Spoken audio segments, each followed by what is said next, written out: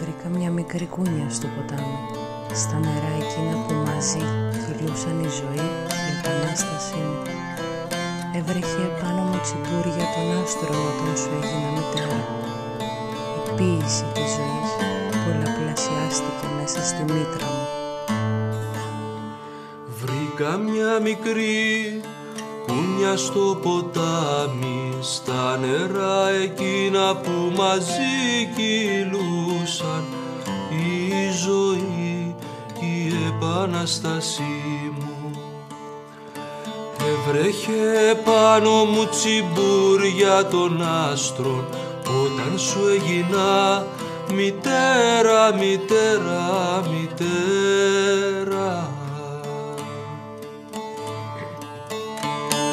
Η ποίηση της ζωής πολλαπλασιάστηκε μέσα στη μήτρα μου, σαν πεταλούδα κάθισε στο στήθος μου, ψιθυρίζοντας νανουρίσματα, και μεγαλώσαμε μαζί μες στη μυρωδιά του γάλακτος.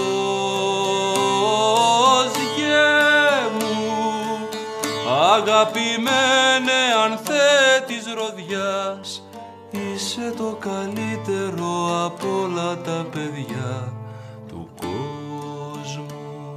Γιέ μου, αγαπημένε ανθέ της ροδιάς. Μα πώς να σου τα εξηγήσω όλα τούτα, ο κόσμος δεν είναι το παλάτι των παραμυθιών, σαν ένας εξοργισμένος δάσκαλος η ζωή ξεριζώνει τα παιδιά απ' τους κήπους των μανάδων.